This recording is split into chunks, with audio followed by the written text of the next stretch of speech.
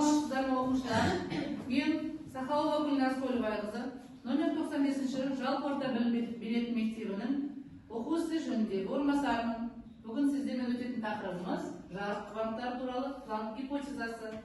Бүгінгі сабақтың мақсаты планк формуласын есептер шығаруда қолдану. Бүгінгі сабақтың мақсатына бәріміз бірге жетеді деген ойдамын. Сабақты бастамас бұрын мына видеороликпен танысып өтіңіздер оқушылар. Тыңдаймыз балалар. Қысқаша түсіндіріп өтейін сіздерге. Сәлем достар. Мен физика пәнінің мұғалімі Бақытқазы Таңнұр. Біз планк гипотезасымен танысатын боламыз. Планк гипотезасымен таныспас бұрын жылулық сәулелерінің кезінде жылулық энергияны температураға тәуелділік тәжірибесін еске түсірейік. Жылулық сәулелерінің энергиясы, яғни желік артқан сайын жылулық энергиясы артады деп болжанған айтылған болатын. Бірақ тәжірибе мен теория бір-біріне қарама-қарсы келді. Яғни ультра-көлгіндік апатқа ұшырады. Осындағы ультра-көлгіндік апаттың себебі неге болуы мүмкін? Бұл туралы Планк 1900 жылы мынадай гипотеза, яғни апаттың себебі неге болуы мүмкін? Бұл туралы Планк 1900 жылы мынадай гипотеза, яғни болжам, гипотеза деген тұжырым болжам жасады. Абсолютті қара денелердің сәулелену кезінде үздіксіз энергия жұтпайды, үздіксіз энергия шығармайды. Ол қандай да бір тек қана бір бөлік үлесіндегі энергияларды шығарады және жұтады деген. Бөлік үлесінде, яғни олар әрбір бөлшек күйінде шығарады деген. Яғни осы бөлік үлесінің энергиясы ол квант деп аталды. Осы квант атауы берілумен қатар квант теориясының негізін қалайды. Осы квант энергиясының негізінде квант деген сөз балдар, квантум деген сөзден шыққан бір үлес деген мағына береді.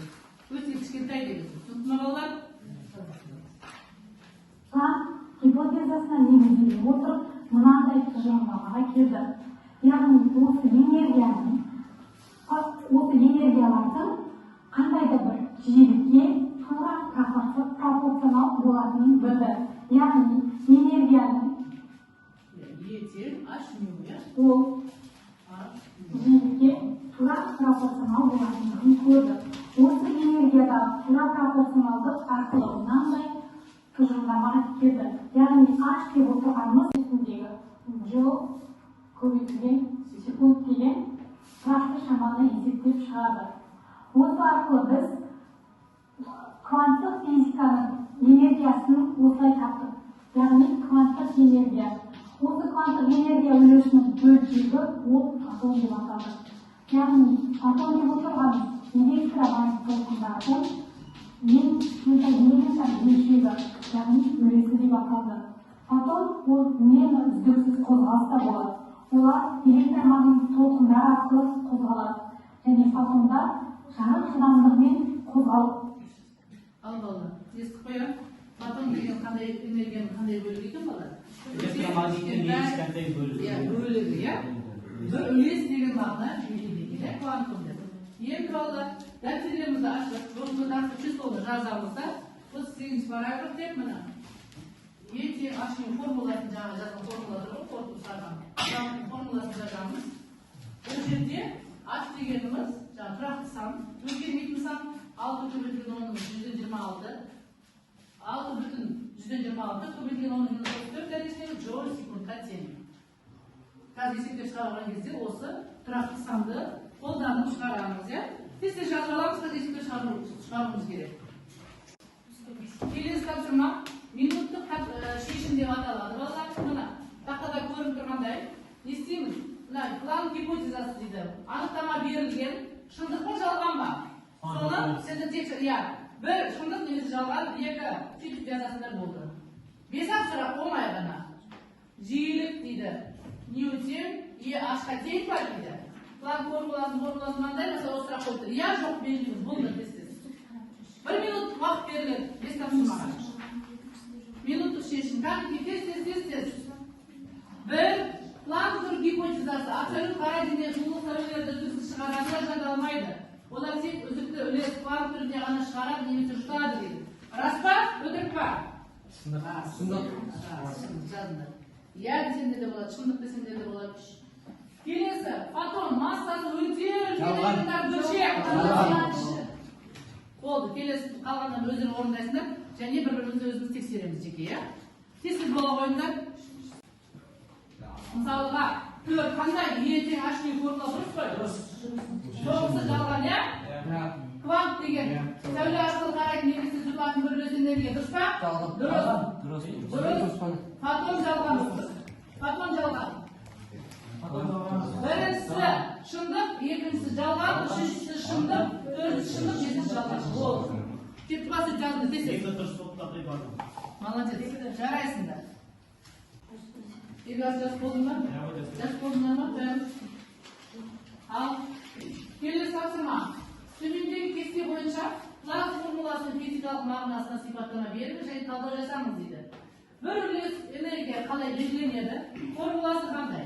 Атомдар саны қалай белгіленеді? Формуласы қандай? Сәуленің жиілігі қалай белгіленеді? Қалай? Формуласы қандай? Сәуленің толқын ұзындығы. Осы 4 сұраққа тез жауап береміз.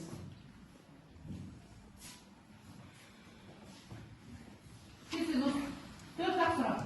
Нәрсеге белгілеп шығамыз.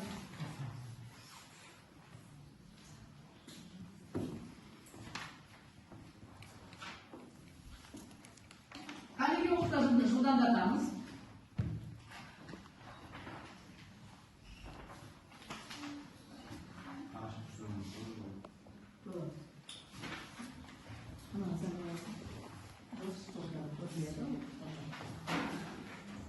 Жазамыз, тез белгілейміз.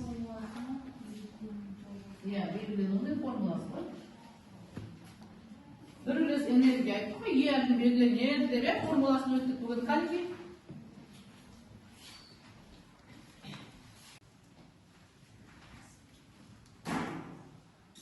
Кәні кім болды? Ең деп сұрақтар бар ма?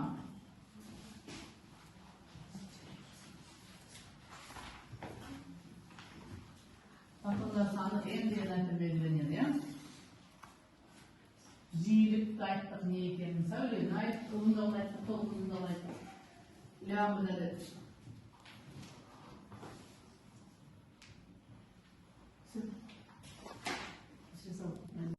Оқулықтағы 30 жаттығуды орындаймыз. 30 жаттығуға кім шығады? Қанеке балалар? Жарайды, келе ойнаңыздар.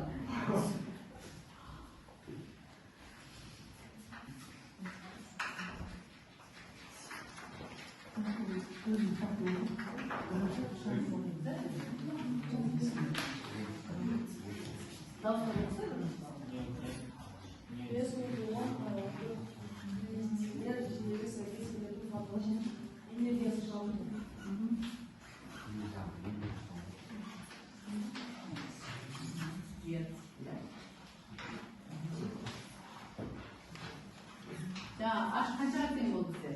Бірақ санымыз бөледі ғой. Оны кейін қолданады. Дұрыс. Е тағамыз.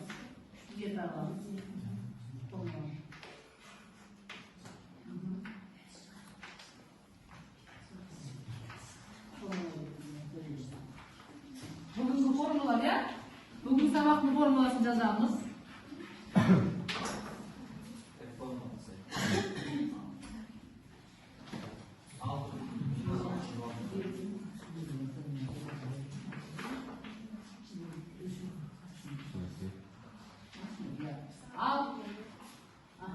Планк тұрақтысы нешеге теңген, иә? Соны қолданамыз.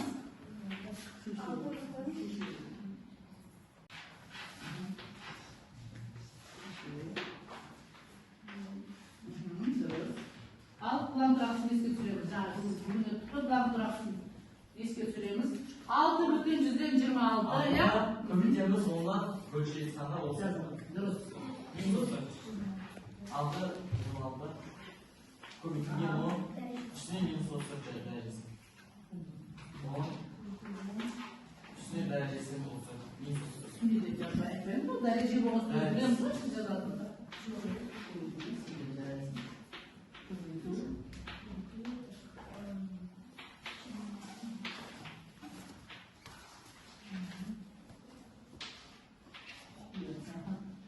Siyeyim aslında. Harbiyetten esirtemiyoruz. Siz esirtemiyoruz. O ya daftar gazetede koyan okuşlar var mı? Cevabı qanday bo'ladi edi? Жазамыз, bәрimiz жазамыз. Nurислам Janatdan esep жазамыз. Cevabını aytamızda. Бұл есепті бірінші шығарып болып келесі есеп шығаратын оқушылар болса, одан да тіпті жақсы болар еді. Жақсы бағалар алар дедіңіздер бүгін.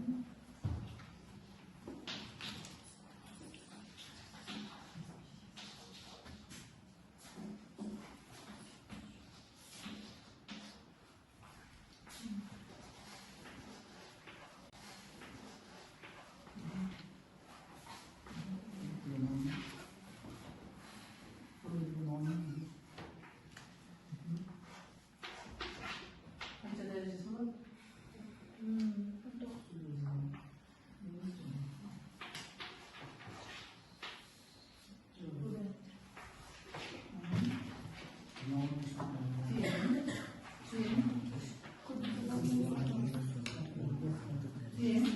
Ne var? Öbürde alışverişin hesabına kaça болады?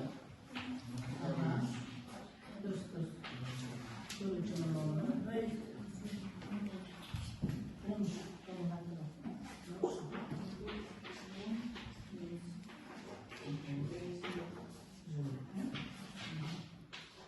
Жақсы.